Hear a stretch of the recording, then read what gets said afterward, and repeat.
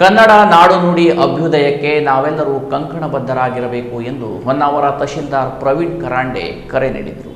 ಹೊನ್ನಾವರ ಪಟ್ಟಣದ new English school ಸಭಾಭವನದಲ್ಲಿ Kannada ಸಾಹಿತ್ಯ ಪರಿಷತ್ತಿನ ಜಿಲ್ಲಾ ಹಾಗೂ ತಾಲೂಕು ಘಟಕಗಳ ಆಶ್ರಯದಲ್ಲಿ ಪ್ರಸಕ್ತ ಸಾಲಿನ ಎಸ್ಎಸ್ಎಲ್ಸಿ ಪರೀಕ್ಷೆಯಲ್ಲಿ ಕನ್ನಡ ವಿಷಯದಲ್ಲಿ 100% ಅಂಕ ಗಳಿಸಿದ ವಿದ್ಯಾರ್ಥಿಗಳಿಗೆ ಅಭಿನಂದನಾ ಕಾರ್ಯಕ್ರಮ ಉದ್ಘಾಟಿಸಿ ಅವರು ಮಾತನಾಡಿದರು. ತಾಲೂಕು ಕನ್ನಡ ಸಾಹಿತ್ಯ ಪರಿಷತ್ತು ಕ್ರಿಯಾಶೀಲವಾಗಿದ್ದು ಕಾರ್ಯಕ್ರಮ ಯಶಸ್ವಿಯಾಗಿ ಸಂಘಟಿಸುತ್ತಾ ಬಂದಿದೆ. ಕನ್ನಡ ಭಾಷೆ ಉಳಿಸುವ ಜವಾಬ್ದಾರಿ ನಮ್ಮೆಲ್ಲರ ಮೇಲಿದೆ ಎಂದರು.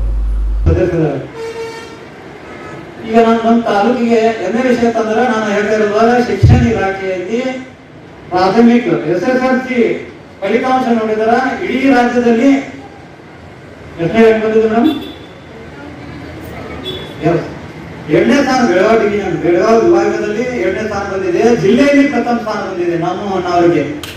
ಸೊ ಶಾಲೆಯ ಶಿಕ್ಷಣದಲ್ಲಿ ಶಿಕ್ಷಕರ ವರ್ಗದವರು ನಮ್ಮ ಎಸ್ಎಸ್ಗೌಡ ಅಧ್ಯಕ್ಷರಿದ್ದರು. ಅವರು ಶಿಕ್ಷಕರು, ವೃತ್ತಿ ಶಿಕ್ಷಕರು ಸಹ ತಾಲೂಕಾ ಕನ್ನಡ ಸಾಹಿತ್ಯ ಪರಿಷತ್ತಿನ ಅಧ್ಯಕ್ಷರಾಗಿ ಅಚ್ಚುಕಟ್ಟಾಗಿ ಕ್ರಿಯಾಶೀಲವಾಗಿ ಕಾರ್ಯನಿರ್ವಹಿಸೋದು ಈ ತಂಡ ನನ್ನ ಅತ್ಯುತ್ತಮ ಹೇಳಿಕೆ ಬಯಸ್ತೇನೆ.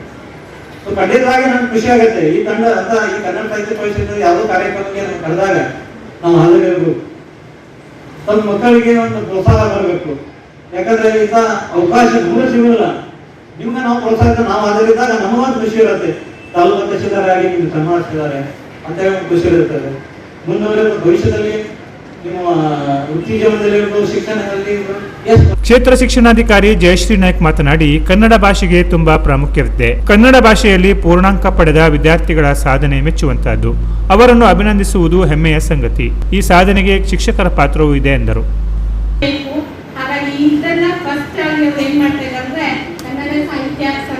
ಮೊದಲ ಒಂದು ಕಾರ್ಯಕ್ರಮವನ್ನೇ ಕನ್ನಡ ಭಾಷೆಗೆ ಅತ್ಯಂತ ಹೆಚ್ಚು ಅಂಕ ಗಳಿಸಿದಂತಹ ವಿದ್ಯಾರ್ಥಿಗಳಿಗೆ ಸನ್ಮಾನವನ್ನ ಮಾಡ್ತಾ ಇದ್ದಾರೆ. ಈಗ ಕರ್ನಾಟಕದಲ್ಲಿ ಕೆಲಸ ಮಾಡಬೇಕು ಅಂತಂದ್ರೆ ನಮಗೆ ಕನ್ನಡ ಕಡ್ಡಾಯ. ಕನ್ನಡ ಗೊತ್ತಿರಲೇಬೇಕು. ನಾವು ಪ್ರಥಮ ಭಾಷೆ ಇಂಗ್ಲಿಷ್ ಓದಿರ್ಬೋದು, ಉರ್ದು ಓದಿರ್ಬೋದು, ಹಿಂದಿ ಓದಿರ್ಬೋದು, ಮರಾಠಿ ಇರ್ಬೋದು, ಯಾವುದೇ ಓದಿ ನಾವು IAS IPS ಯಾವುದೇ ಎಕ್ಸಾಮ್ ಪಾಸ್ ಆದ್ರೂ ಕೂಡ ನಮಗೆ ಇಲ್ಲಿ ಆಡಳಿತ ಭಾಷೆ ಕನ್ನಡ ಆಗಿರೋದ್ರಿಂದ ಕನ್ನಡಕ್ಕೆ ಬಹಳಷ್ಟು ಪ್ರಾಮುಖ್ಯತೆಯನ್ನು ನಾವು ಕರ್ನಾಟಕದವರು ಕೊಡ್ತಾ ಇದ್ದೇವೆ. ಹಾಗಾಗಿ ನಾವು ಪ್ರತಿಯೊಂದು ಸಲೂ ನಾವು ಯಾವುದೇ ಒಂದು ಕಾರ್ಯಕ್ರಮಕ್ಕೆ ಹೋಗಿ ನಮ್ಮ ಕರ್ನಾಟಕದಲ್ಲಿ ನಾವು ಮೊದಲನೇದಾಗಿನೂ ಒಂದು ಪ್ರಾರ್ಥನೆ ಇರ್ಬೋದು, ಯಾವುದೇ ಕಾರ್ಯಕ್ರಮ ಇರ್ಬೋದು, ಅದೆಷ್ಟೇ ದೊಡ್ಡ ಹೈಫೈ ಕಾರ್ಯಕ್ರಮ ಇದ್ರೂ ಕೂಡ ಕನ್ನಡದಲ್ಲಿನೇ ಶುರುವಾಗ್ತದೆ. ಹಾಗಾಗಿ ಅಧ್ಯಕ್ಷತೆ ವಹಿಸಿದ್ದ ಕಸಾಪ ಜಿಲ್ಲಾಧ್ಯಕ್ಷ BN ವಾಸರೆ ಮಾತನಾಡಿ, ಕಳೆದ 5 ವರ್ಷದಿಂದ ಕನ್ನಡ ಭಾಷೆಯಲ್ಲಿ 100 ಅಂಕ ಪಡೆದ ವಿದ್ಯಾರ್ಥಿಗಳನ್ನು ಸನ್ಮಾನಿಸುತ್ತಿದ್ದು ಸುಮಾರು 5,000 ವಿದ್ಯಾರ್ಥಿಗಳನ್ನು ಅಭಿನಂದಿಸುವ ಕಾರ್ಯ ಮಾಡಲಾಗಿದೆ. ಕನ್ನಡ ಶಾಲೆಗಳು ಇತ್ತೀಚೆಗೆ ಮುಚ್ಚಲ್ಪಟ್ಟಿರುವುದು ಆತಂಕಕಾರಿ ಸಂಗತಿ. ನಮ್ಮ ನಾಡಭಾಷೆಯನ್ನ ಕೊಲ್ಲುವಷ್ಟು ಅನ್ಯ ಭಾಷೆಯ ವ್ಯಾಮೋಹ ಬೇಡ. ವಿದ್ಯಾರ್ಥಿಗಳು ಕನ್ನಡ ಸಾಹಿತ್ಯ ಓದುವ ಹವ್ಯಾಸ ಬೆಳೆಸಿಕೊಳ್ಳಬೇಕು. ಕನ್ನಡ ಪ್ರೀತಿಯನ್ನ ಬಿತ್ತುವ ಕೆಲಸ ಪರಿಷತ್ತಿನಿಂದ ನಿರಂತರವಾಗಿ ನಡೆಯುತ್ತಿದೆ ಎಂದರು. 5 ವರ್ಷಗಳಿಂದ ನಾವು ಈ ಕಾರ್ಯಕ್ರಮವನ್ನು ನಾವು 2021 ನವೆಂಬರ್ನಲ್ಲಿ ಈ ಸಾಹಿತ್ಯ ಪರಿಷತ್ತಿನ ಹೊಣೆಗಾರಿಕೆಯನ್ನು ಸ್ವೀಕರಿಸಿದ ನಂತರದಲ್ಲಿ 2022ರಲ್ಲಿ ನಾವು ಸುಮಾರು 1,250 ವಿದ್ಯಾರ್ಥಿಗಳನ್ನು ಗೌರವಿಸಿದ್ದೇವೆ. ನಾನೆಲ್ಲರೂ ಕೂಡ ಸನ್ಮಾನ ಅಂತ ಹೇಳಿ ನಮ್ಮ ಆಮಂತ್ರಣ ಪತ್ರಿಕೆಯಲ್ಲೂ ಹಾಕಿಲ್ಲ, ಬ್ಯಾನರಲ್ಲೂ ಹಾಕಿಲ್ಲ. ಅದನ್ನು ಅಭಿನಂದನಾ ಕಾರ್ಯಕ್ರಮ ಅಂತ ಹೇಳಿ ಮಾಡಿದ್ದೇವೆ. 1,250 ವಿದ್ಯಾರ್ಥಿಗಳನ್ನ ಮೊದಲ ವರ್ಷ ಗೌರವಿಸಿದ್ವಿ. 2023ರಲ್ಲಿ ಸ್ವಲ್ಪ ಕಡಿಮೆ 1150ಕ್ಕೆ ಬಂತು. 1150 ವಿದ್ಯಾರ್ಥಿಗಳನ್ನು ಗೌರವಿಸಿದ್ವಿ.